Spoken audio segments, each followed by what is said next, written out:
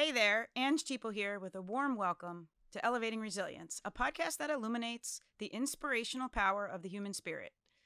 Join us as we journey into the heart of adversity, exploring the motivations that drive our guests to pursue greatness in their lives. You'll hear firsthand about the strategies and experiences that have shaped their journeys from professionals dedicated to enhancing wellness and mental strength. Whether you're navigating the high-pressure world of athletics, facing the dynamic challenges of entrepreneurship, or simply seeking to build mental resilience in everyday life, this is the podcast for you. We're here to inspire, educate, and empower, showing you that resilience is not just a trait, but a skill that can be cultivated. Tune in to Elevating Resilience and embark on a journey of growth and discovery. Bobby Smith is the owner and co-founder of Reach Your Potential Training, RIPT, a sports performance company based out of Tinton Falls, New Jersey. Since opening its doors 11 years ago, RIPT has had over 6,000 registrations and developed 3 educational products. Bobby has traveled around the country, presenting and teaching, coaches the RIPT system. Prior to starting RIPT, Bobby was a 2-sport athlete at Monmouth University, earning all conference honors as a running back and a D1 All-American honor in the javelin. Bobby continued competing post-collegiately and won the 2000 Olympic trials in the javelin. So I'm just going to start out saying, super stoked to have you on. How we met, which you don't remember, which is okay. Yeah. was a barbecue for Mallory Brown. I think it was her 30th birthday party, and they were here visiting. I was pretty excited about it because I was like, okay, that's Bobby Smith, and he owns RIPT, and one day one of my athletes is going to be there. And then your wife, Sharon, had rehabbed so many of the girls that had tore their ACLs, and I wanted to tell Sharon that I wasn't born with ACLs. Yeah, and she was like, really? And I was like, yep, I swear I wasn't. And so we had a great conversation that day, and it's really fitting for me that Mallory and Donald have always been that presence in my life to introduce me to some awesome people. And I feel like it's no coincidence that for my rebrand for the podcast, you are my first guest, and you are also such a big part of Shore Athletics. And I'm really excited about that part. So, and everything I've heard, and you are the consistent force. There's a lot of places out there doing performance training, and everyone always goes back to RIPT. So hearing your journey and where you're at I'm really excited about. So we're going to dive in. And the first question is 2-sport athlete, football, through the javelin. You must have a story. So tell me the resilient part and how we can hone in on that. Yeah, I had an amazing time at Monmouth University. Like you said, 2-sport athlete there, captain of the football team, All-American, javelin thrower.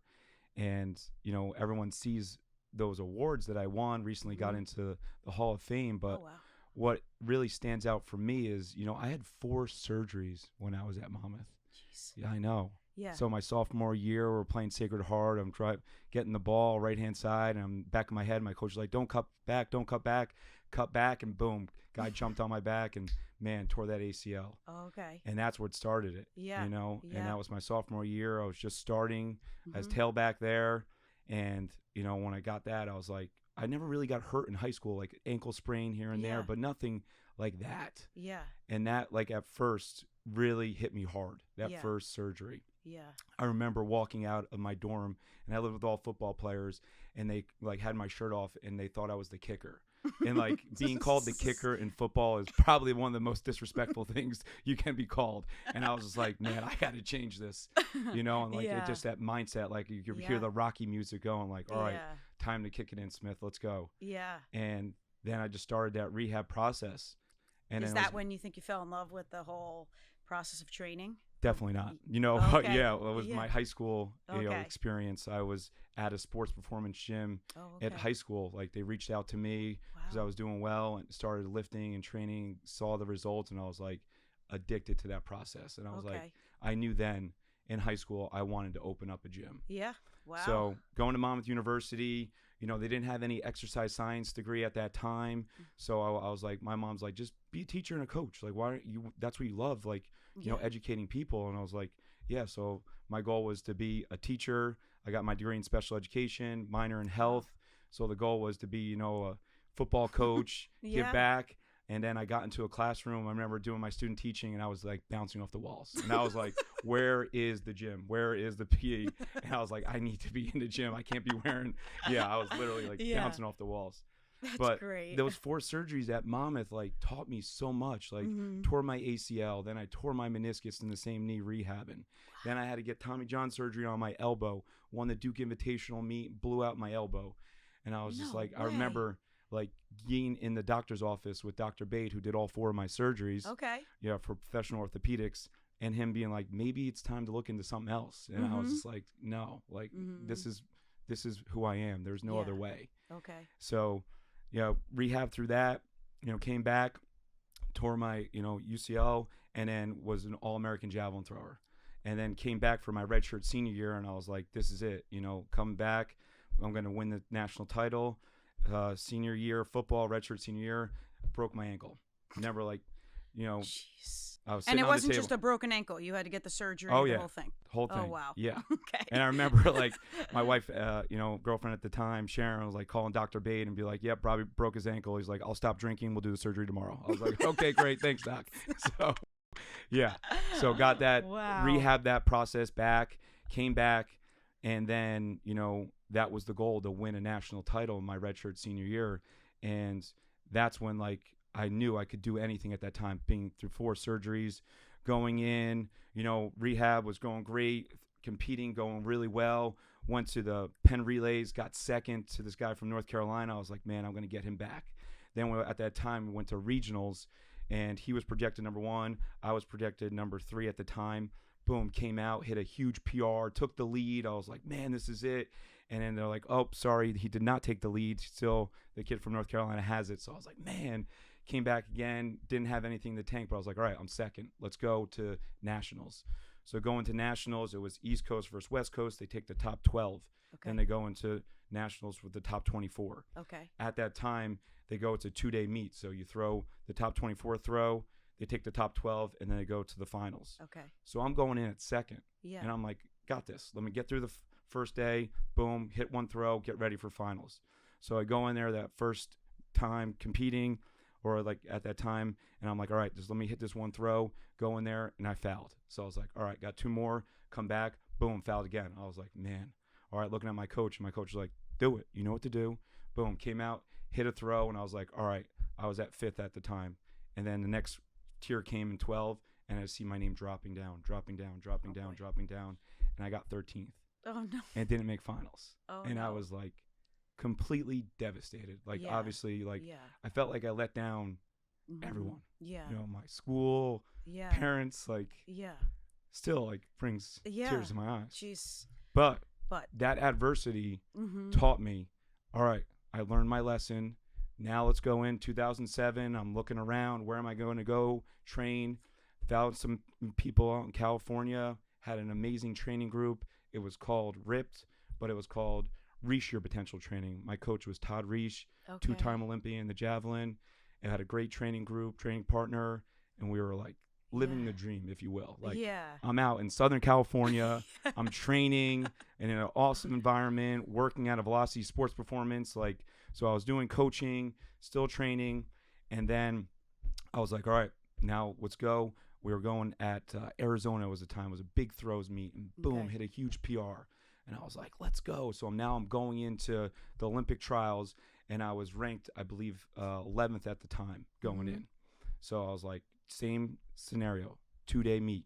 Okay. First day, take the top 24, top 12, go to the next day. So I'm like, I'm coming out guns blazing. I'm hitting this thing, that first throw. And boom, came out the first throw, nailed it. Just below my PR, but man, I got 7th. Yeah. So now I'm going into finals. Sure. But what happened was the top guy got hurt, and he didn't make it. So everyone's looking at each other like, who's going to win this thing? Yeah. Who's going to win it? The top guy that was, so far from everyone else, didn't make the finals.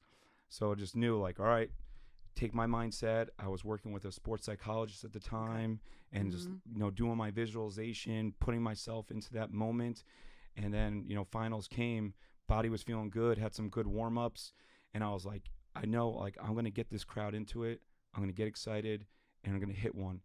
And it was like, I was like, it's going to be my 2nd or 5th throw. I don't know which one yet. and I'm in there visualizing, seeing it. Second throw, I was up, but like the crowd was into a track meet. I mean, at the race at the time, I think it was the 200. So I was like, it's not the right time, but I still hit one. I made into the top 9, and then I was getting to my 5th throw, and the crowd was just silent. I just like got up and started screaming and got the crowd into it. Getting the energy. Boom, hit that throw, and I knew like that was it. Like when you hit one throw, like you just feel it throughout your whole body. Like it just feels effortless and going. You hear the crowd and like boom, and I knew like that time took the lead and I won it. Wow. And like if it wasn't through that adversity, that failure, I don't know if I would have attacked that meet the same way. No. I don't think I would. I don't think so. And that's like that, like really, like that's powerful. Changed my life. That failure. Yeah. Yeah. And then, so from there, you win that. Yes. And that's what the why is. Like people don't even know that. Like I don't even really talk about that. That's the why. I never from knew that moment. Yeah. Of when I won the Olympic trials in 2008. Wow. Yeah. That's so cool. I know. Yeah. The kids are gonna love hearing that. Yeah. Yeah. That's neat. So you win. And then do you come home back to Jersey? So then, unfortunately, I did not go to the Olympics. You have to hit a certain standard. Okay. And my goal was to hit it at that meet. Okay.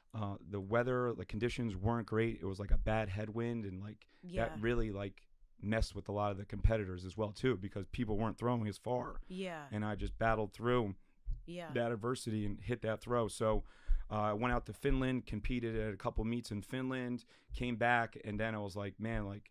I spent my life savings like going out and competing. Like I don't know if you know any professional javelin throwers, because no one does. You don't make any money. You don't make any money. So I'm out there, and I was like, man, I can't afford to live out there for another year or 4 more years to compete for the next Olympics. So I put my name in the hat for the Olympic Training Center, and then they're like, hey, you won. You can be a full-time resident at the Chula Vista Center in, right below San Diego. And I was like, absolutely. And they're like, this is probably like an $80,000 scholarship, if you will. Like, think about going to college but not going to class. Like, wow, it's amazing. Yes, you wake up, you eat, you train, you eat, you train, and then like they say it's like Groundhog's Day because you're doing the same thing. But I loved it. Like I knew that, like learning and training with Olympic like gold medalists. That's what my training partners were. Jeez. And like there, I was like, this is what I want to do. Like I want to take these lessons, these values of me learning how to run, learning how to jump. And this is what I want to bring back to New Jersey. I want to teach young high school athletes how to do this, because I was always a running back that never liked to run because I wasn't so fast. Yeah. But I never learned how to run. And I always dreaded it. Like running was always a punishment, conditioning, So, but there, like I was learning these proper movements, proper movement patterns. And I was like, this is what I want to do. Like I want to, and I wrote like a 5-year business plan. Wow. And I reached out to Donald too, and he was one of my, you know, like mentors or like friends at the time. I was like, hey man, I want you to go on this journey with me. He's like, it's not the right time for me. I'm in, the NFL still. Like I'm still. And I was like, I get it, not a problem. Reached out to another friend. We were gonna do it together, and it just didn't work out. So then I was like, all right, I'm doing this. So reached out, put ads out. The NSCA, so National Strength and Conditioning Conference, got like 125 resumes. Okay. And I was like, man, like. Just like probably I'd say 10 of them were like really good. But it just didn't fit. Like I was interviewing them, I just didn't get the feel. Like one guy I got the feel, but it wasn't just wasn't right chemistry. Like you can feel it if you know it. So then I put another ad out and got a guy, and he was just finishing up with the Carolina Panthers at the time.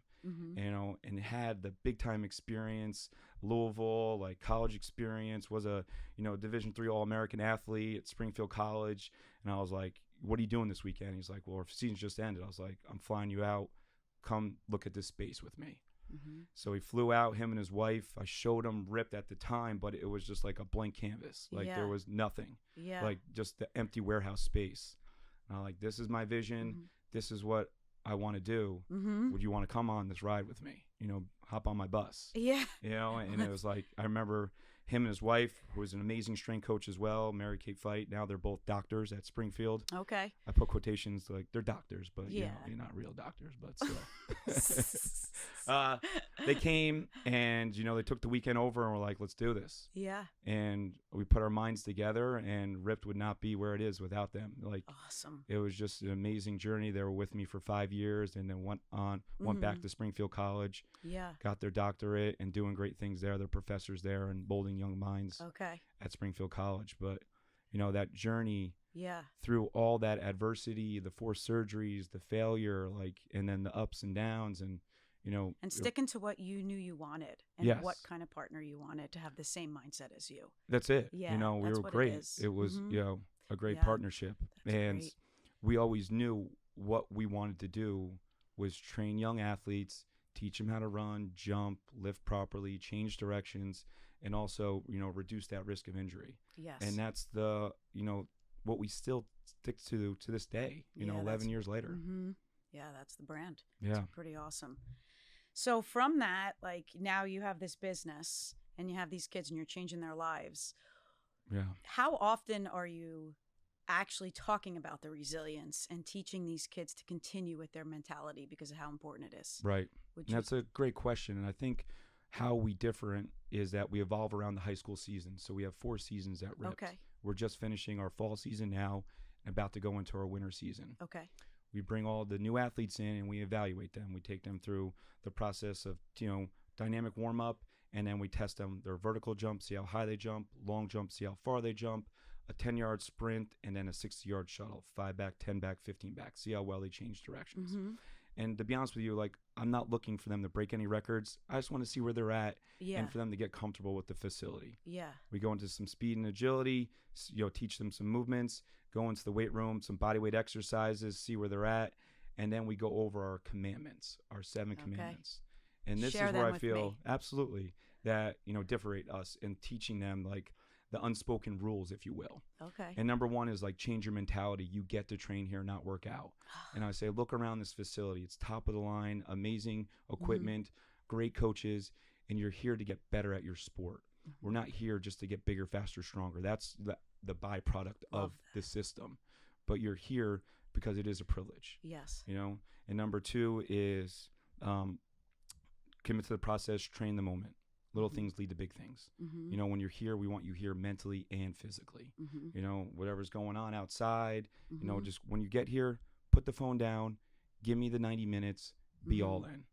Number 3 is belief. The power of belief's huge, as you know. Oh, yes. Either you think you can or you think you can't, you're right. So believe in us, believe in the system. The RIP system works. I guarantee it. You show up consistently, you're going to get better. Yeah. And that's the beauty of these kids that they're coming in. They have done nothing, and now we're teaching them that 101, teaching them exactly how to run, how to jump, how to lift. Yeah. And that's what really that's what gets me going. Yeah. Is getting these new athletes in. Yeah. And now it's my turn to mold them into they don't know any wrong because they never done it before. So we're here to teach them everything, those steps to set them up for success later on in life. Yeah. And then one of the big ones is commit to body language. Body language. Yes, is huge. We don't allow hands on hips. Okay. So no hands on hips. So we want to get you mentally stronger, not only physically stronger. Okay. And teaching them that adversity, because adversity is going to strike. It doesn't matter what sport you play, someone's going to go down. And you have to be able to get ready to step up and take that spot. So, you won't think of it as a big thing, but you catch them. And when we do 2 burpees, and then they're there with their team, which we do a lot of team training, then the whole team does it. Yeah. And they learn right away, hey, man, my body language sets how I am and how I portray myself to everyone else. Yes. And it changes your energy. Definitely. They need to understand that the way they carry themselves, right, shoulders back, just when I go in to speak, I'm okay, stand up, put your shoulders back, let's go. Change the way you're sitting right now, and then you're going to have more positive come to you. So that's huge. That's really awesome. And the last one is don't be afraid to fail, afraid to be great, fail forward from learning from each mistake. And you might be a really great athlete at what you do, but you've never lifted before. Yeah. So you're new here, take the step back, watch the returners, watch what they do, and then you take that same lead. Yeah. And that's what we really ask those returners to be those leaders in those groups. Yeah. Hey, you've been here before. This is your 4th season. Let's go. Step up.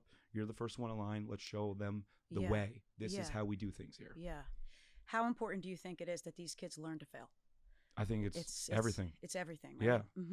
And one of my great mentors, especially with like kids, is like, are we setting them up for the path, or are we setting the path up for them? Yeah. Like, are we, putting everything? And I remember like hearing that when I had my young son at the time, and I'm like, man, I look around and like everything has soft, mold on it, so he doesn't hit his head and everything, and like we're like moving everything out, so like if he falls, he doesn't hurt himself. But it's like, are we getting him ready for that path?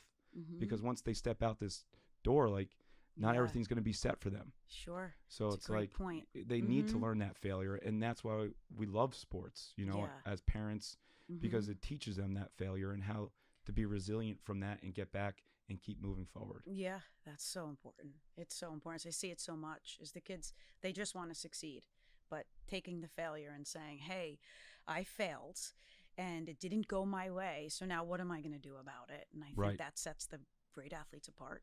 It does. They know how, and they don't make excuses for it. Don't make excuses for the kid failing. Yeah. And they just go. That's and it. I think it's so cool that it's not just about performance. You are also mentally getting these kids ready to where they need to be. And it's no coincidence that they are some of the best of the best. Like, I've watched some of the girls you train go to the top D1 programs in the country, and they were able to sustain it and come back for more, which is awesome. I love that. I love those commandments. I'm going to definitely write them down and use them. Yeah, I got to give them to me, definitely. Right. So, but like, even with failure, saying like, even my son, like I coach his team, and we always go against this one team, and they play year-round basketball, and our kids don't. And we went past Monday, and we lost by 6. And I was like, man, like, we always lose this team. Like, we got it. Next practice, like, they were on. Okay. They learned. Like, hey, I'm like, guys, how did that feel when we lost? Yeah. Because I'll tell you how I felt. I didn't sleep. Yeah. I don't like losing to that team. Yeah. We're better athletes than them. Yeah. They're better basketball players than us right now, but we're better athletes. Yeah. And like, this is the time in practice now that directly affects us in the game. And their whole demeanor during practice was different. And if we just go against low level teams and beat them, like, it's not going to be the same. No, it isn't. It's not like, we got to go against those better kids. That's how they get tougher, but it's also the coaching that you are explaining that to them. So I have found that the best coaches explain it.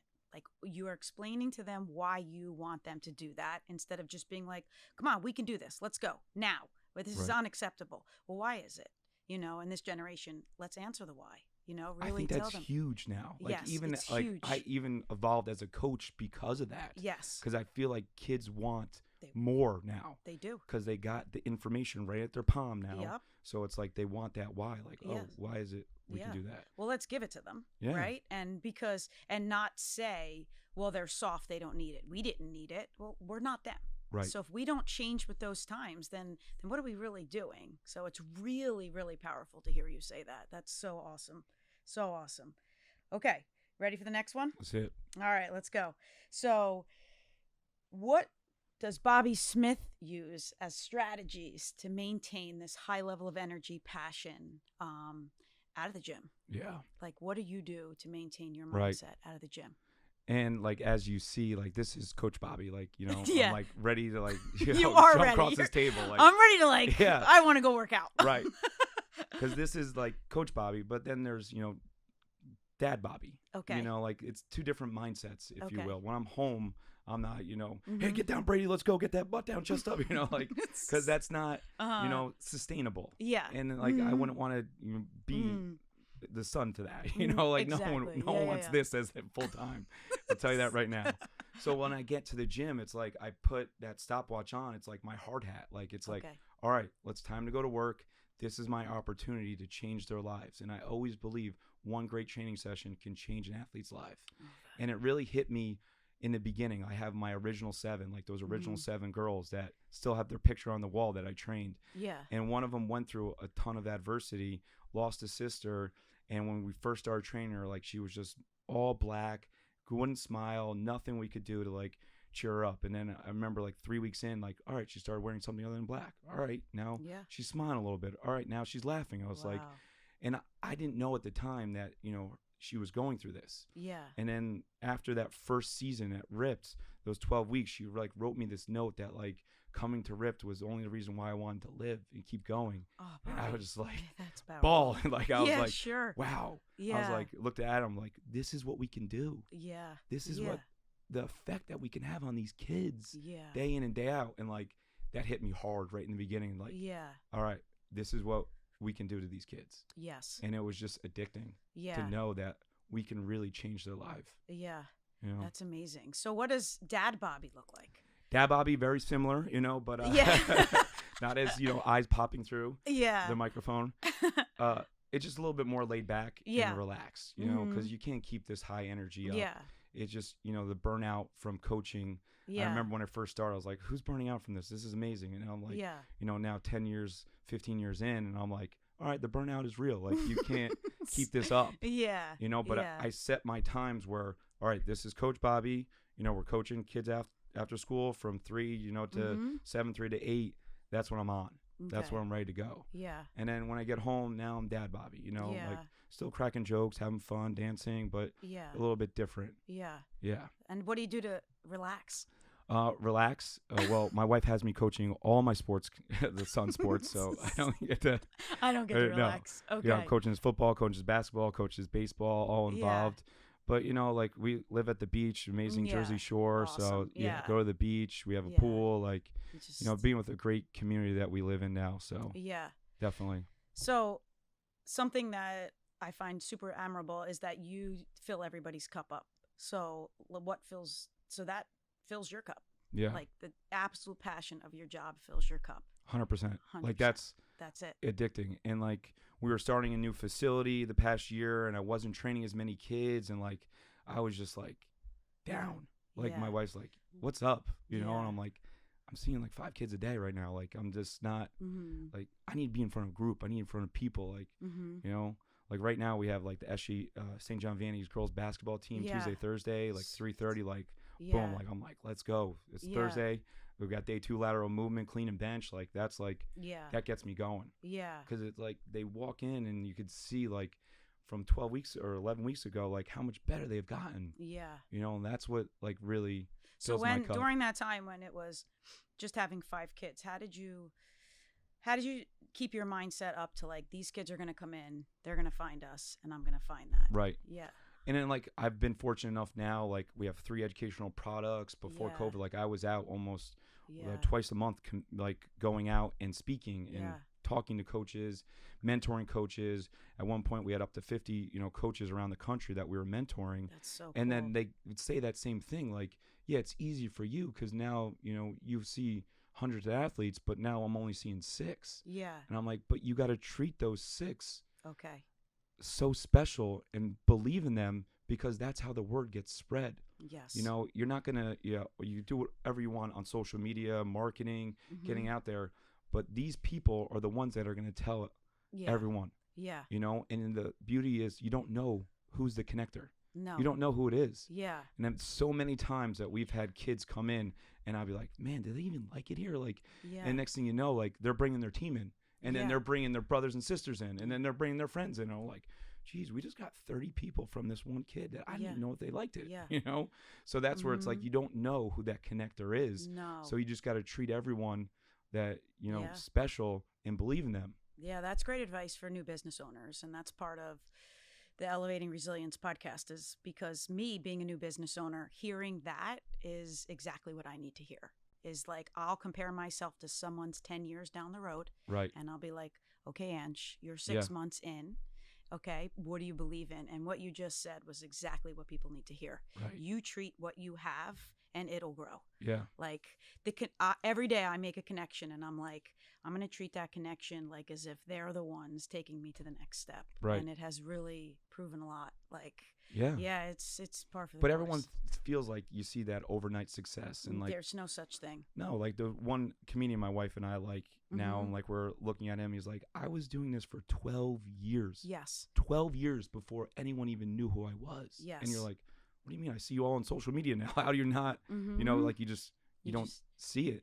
But all of a sudden you get that one. And he literally said it was like one gig that he did that they wasn't even getting paid for. Yeah. And he just went there. He's like, let me do it. And then someone posted something and he just blew up. Yeah. And it was like, you just never know. Like, you see and you think it's an overnight success, and it's never. Everyone has a story, which Right. is I'm obsessed with. That's what I can't wait to share so many. But I also think taking that to these athletes in this generation to show them that not to compare themselves to the Division I athlete that they think has done it all, to compare themselves what they can do Right. in that moment, just like you said when you talked about the commandments. Yeah. Like, they need to stay focused on that moment as hard as they can right then and there. Well, it's the process. It's the process. It's the process. It's Yes. the day in and day out. Excellent. And that's what makes it, the athletes succeed. And it's doing it when you don't want to do it. And so many times I tell the kids, like, oh, like they're coming in like, man,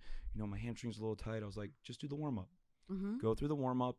Let me know how you feel afterwards. Yeah. And they go through the warm up. They're like, it feels great now. Yeah. I'm like, that's awesome. Just start off there. If it still hurts, hey, we'll pull a bike aside. You can still bike when we're doing the movement, and then we'll hop in and do the lift that you want. Yeah. And I would say probably 9 out of 10 times they just go right back in, because it's just, you don't feel great. No. And you're not always going to feel great, and that's okay. Yeah. But we got to be able to know when we can push through it, and that's what's going to make the difference. Yeah, that's huge. And you communicating that. Again, let's go back to communicating. You said to them, okay, just do the bike. They probably thought you're going to be like, okay, leave. Right. You don't want to do it? Leave. Right. That's what we used to be able to say that. Yeah. But now it's like, all right, start here. And then the kid starts to get the confidence to be like, okay, I can do this, Right. which is cool. And I think also kids accepting the fact that they're their best selves, instead of saying, well, I can't jump like him, but I'm going to figure out how to jump like him, and then I'm going to train with him because he's going to make me better and I'm going to make him better. And I think that mentality is also important for And these that's why I kids. love the group training. Like, Yeah, because that's what, parents are coming in and like, hey, did we do private training? And I was like, we can offer that, but that's not what I would just be taking your money. I'm going to be honest, because we're going to do the same stuff with them in that private session when the group session. But now they're not going to get that same energy. They're not going to get that same environment, and they're not going to be able to compete against the person next to them. Yeah. And I was like, that's why I push everyone to the group, because you can't fake that environment. No. You can't. So connectivity, how important is it amongst your athletes? Do you find the best sessions when they're connected and ready to roll? Well, that's it. It's like, and I tell them, like, what you give me is what I give back. Yes. So if you come in and you have that great attitude, I'm going to be even higher. Yeah. Like, and that's what I like. You come in down here, I'm going to be up here, but when you bring it back, like, you come and give me that same focus and attention. Yeah. Now you got me even more. Yeah. Because now I know you're bought in, and I know that you want it. And like, we have, days that we don't, and that's okay. But the remainder of the group, like, you always have a couple kids that start that group off that, build it up. And then all of a sudden, like, all right, everyone else starts going. Yeah. And then it's like, then we're like, juices are flowing, we're going. Yeah, the So peer it relationships are powerful. Yes. When they see the kids doing it, then it's like, let's go. And that's what, what we do is, like, you have to come at a certain day and time so you get familiar with that group. That's important. And it's that family environment that I love. Like, we have a group right now, Coach Jake's coaching a group like Tuesday, Thursday at 6. And it's just evolved as these group of girls, basketball players, soccer, field hockey.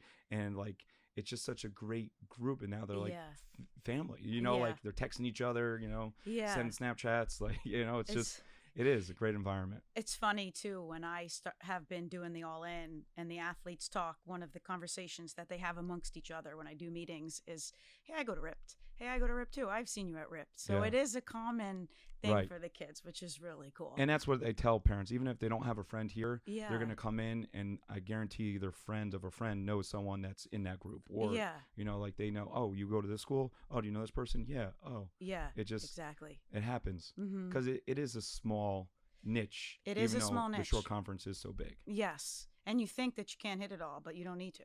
You need to just make what you have. Yeah, that's pretty cool. So as far as resilience as well, like, what are some ways and strategies you tell the kids to get through, like, a hard day? Like, when they come in, do you guys specifically, like, I guess maybe have an example of, like, a kid that, came in, had a really hard day, have a hard week? Like, I know you shared that awesome example from the beginning, but maybe another example to where you've really seen a kid, like, use this to propel them into and I think next step. one thing that the beauty of our, facility is that my wife's business, Elite Sports Physical Therapy, is housed inside there as well. Awesome. And she started that business back in 2003 Okay. because of kids getting hurt and not having that environment. Okay. And so when a kid comes in, her specialty is ACLs, you're devastated. Mm-hmm. You tear your ACL as a high school athlete, like you think Yeah. your world is over. Yeah. And then they come here and they see like, whoa, that person is 4 months out of their ACL. That person's 5 months and they're doing that already. Like, Wow. so like, Yeah. it's not the end of the world. And like, it's Yeah. not. Yeah, and like seeing, and it just, that's what like gets her going is like those kids coming in with those crutches and seeing like, all right, we're going to get this experience and you're going to come back better than you were. Yeah. And this is your body telling you that you just needed a rest. Yeah. You know, you got hurt for a reason. Everything happens for a reason, and we're going to get better from this process. Yeah. And that happens so often with those kids that come in. Yeah. That's huge for them. They see the example in front of them. That's right in huge front for of their them. mentality. Definitely. To keep going through injury. That they know that, oh, wow, I'm going to be doing that in a couple months. Like, yeah. I'm going to be coming back and I'm going to be running and jumping. And yeah, it's going to happen. Definitely. And that's that environment that is so different. And like explaining it to, other gym owners, it's like a college training room with high school kids. Yeah. Like that college training room and that environment, how they set up with high school kids, and they come in and like they all get to know each other and they go through that process together of like bouncing back and coming through that adversity of tearing their ACL or, it's just, you can't match it. No, not at all. No, not at all. That's so cool. That's huge. Like that's what you hear about a lot of kids with the injury. A lot of people give us advice and they're like, oh, well, you need to talk about like the mentality of coming back from an injury. And I think seeing it is more than talking about it, right? Right. Yeah. So Sharon is able to set it out in front of them, and this is what it looks like, and let's roll. Yeah. Definitely. And people going there know that. Right. So and I'm sure Sharon has so many stories as well to be able to share with all of it. Yes. Yeah, it's cool that you guys share the same passion. That's right. neat. Definitely. It is neat, and it definitely, that's really cool. And that's where like my friends are always just like, man, like it's easy for you because you love what you do, and it's like it's not easy. Yes, there's times that you don't realize the kids that I have to work with, but it is because we have this opportunity to change them. Yeah. And that's what like gets us going. I can tell you're probably somebody that gets really excited about the hard kid. The one that needs it the most. They always have. Every group has one. Everyone has Everyone one. has it's one. like, okay. Yeah. But they need it the most. They do. They're going through something different. And it's easy to coach the kids that want to show up every day. 100%. Definitely. Yeah. Yeah. Anyone can coach them. Yeah, exactly. All right. So biggest advice to athletes going through a failure, what would you tell them? I think that, it all happens to us, but whatever you're going through, someone has gone through it and it's been worse. So whatever you're battling right now, like you need to go out and talk because someone has definitely gone through it. And I remember when I, tore my elbow and had to get surgery again, and my coach being like, look at this athlete, he's never going to play again. And it was like, he's like, you're going to come back better from this because you did it with your knee. Yeah. And I was like, yeah, like it could always be worse. It could always be worse. Yeah. But you just got to realize that in that moment, you just put your head down, go back to work like you've always done, and you're going to get the results because there's really no other way. No. There's no other way. It's just, if you want to be a high achiever, these are the steps that you need to take. Yeah. So. And share your story. Just like you said, share your story to help somebody else. Right. Yeah. I'm sure if you talk to your coach or talk to someone else that's competed at a high level, they've been through it. Yeah. Yeah. So that's you're not alone. You're not alone. I love it. Awesome. Well, thank you. Yeah. This was great.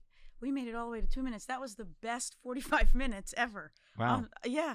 That was fun. Definitely. Yeah. That flew by. No way. I swear to God. That's, oh my gosh. That's nuts. Wow. That is really cool. I talk to a lot of coaches, Bobby, and it's really, you just gave me a breath of fresh air. Well, thank you. Yeah. I've been talking to a lot of high school coaches, and just like trying to get in their head what you're saying. They have these kids' lives in their hands. They are the most trusted adult these kids have to make the biggest difference. And that is the mission for the nonprofit for All In Athletes, is to find a way to coach the coaches, find a way for these kids to get the best experience possible, because they're not getting it on the playing fields as much as they should be, in my opinion. I think a lot needs to change. You know, I do. Well, it's not easy. No. It's not easy for them. No. You know, and I think that now it's all of a sudden like the parents, if it's not working out, we'll just transfer. Yeah. Oh, my son's not getting playing time in this AAU program. We're gonna go to this program now. Yeah. You know, and then it affects the kids, because then, you know, my son's football team. All right, you know, a little wet out. All right, let's go inside. Good sports. And then they're like complaining, like, well, the kids aren't mentally tough. I'm like, but are we setting them up for success? Because as soon as there's a drop of water on the field, we're running inside. Yeah. So we can't complain that they're not getting mentally tough if we're running inside every time there's a little rain. Yeah. Yeah. It's not going to be perfect, but we still need to battle through that. Yeah. Because we're going to play in those conditions sometime. Yeah. So I think it's, you know, and it's tough for parents and coaches because of the parents that we have this capability of just going somewhere else. Yeah. Yeah. And it's so hard for the coaches. And the coaches are burnt out. They are. So it's like, ask for help. Where how do we get them the help? How do we get them the resources, you know, to find that passion inside of them again? Well, our guy always says it, you know, it's not, you don't get burned out from what you do. You get burned out because you forget why you do it. Yeah. You know, and it's the why you do it. And putting their work in. Yeah. To get better as a coach, you know, like, and most do, but some don't. And I think that needs to be across the board for the athletics to change, you know, and having the hard conversations with parents and parents to understand what their role is. Like, come on, you know, and I guess just more of the awareness of it, spreading it as much as we can is kind of like the mission, you know, as far as mental wellness, I guess you could say. Having a tough time. I don't want to be like everybody else and always just talk about mental health. I feel like it's a negative connotation to it. I want to come in and be like, here's strategies for mental wellness. Here are actually things that you can do. Here are I want to give workbooks to teams, that like the John Gordon workbook. I want to make one and be like, here is for every team in the shore conference. Do it with your coaches. Like, maybe that changes things, you know? It does. I mean, would, because well, even like when I went to a sports psychologist, and if you even say that, then people are like, well, something's wrong with you. And you're like, no, how many times have you thought and trained to be in that moment? Yeah. Never. You don't. No. You don't train to be in that moment. We do physical training to be in that moment, but we never do mental training. And that's why those high achievers succeed, because they do that.